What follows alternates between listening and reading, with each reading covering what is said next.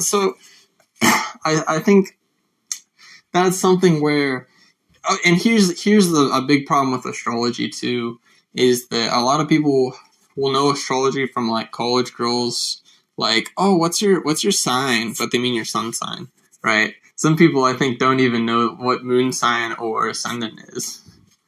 But even then, there's not many predictions you could really make. It's about all the planets and where they are and their aspects. There's a lot of like other things going on in the chart too, like Rahu and Ketu. There's actually like many planets if you do it in the Vedic way. Each sign in Vedic is also split up into like 3 nakshatras, which I think is a little bit similar to decans in Western. And each of those, like if someone is like Cancer's the best. What is it? The best example because that I can think of, because like you can be Cancer Pusha, the nakshatra of it, and it's like you're nurturing, you're caring about family, etc., etc. Or you can be Ashlesha, and it's like you have that Cancerian sensitivity, but you sort of use it in a more negative way, and there's more of a calculating, clever aspect to it. You can look at things through Placidus, or you can look at things through whole sign. There's so many ways you can do these sorts of things. There's so many like benefits of knowing more and more and more.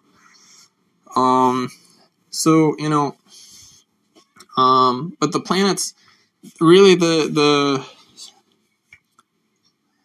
you get to that point of being able to be like, let's say, good at astrology, quote unquote, when you can kind of hear the planets, when you sort of have built like a relationship with them. I've seen this where like I'll write a Facebook post about one of the planets, and then I'll feel some kind of opening of them towards me, and then I understand them at a much deeper level. Like even to say like, oh, Jupiter is like wisdom, and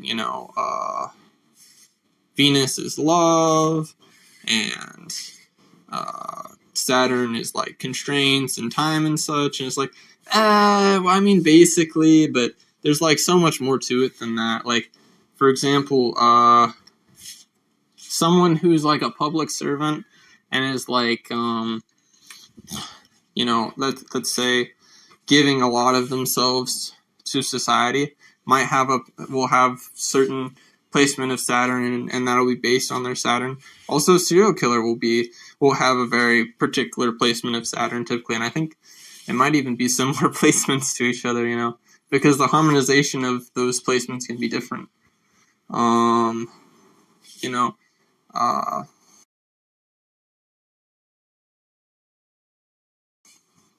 Mercury can be communication, but Mercury is also kind of like confusion. So, like, one of the most like visibly malefic things you can have in the chart is like Mercury retrograde. It can even result in like injuries and things like that. It can be pretty difficult. Like Mars retrograde, you'll probably have difficulties with authority and stuff, and Saturn retrograde also, but Mercury retrograde can be pretty difficult, like there's so much to these types of things, and I think to me, I feel like we need to be on the cutting edge of understanding it, and not back on Tutorial Island being like, oh, maybe it's like this.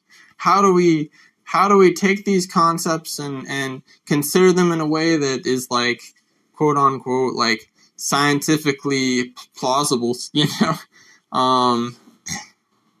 like the planets are like a lens projecting primordial light on us, but they also have their own energy, like the sun shines on us, but also the planets in a way more subtly do, and they have a power over the earth, like dominion.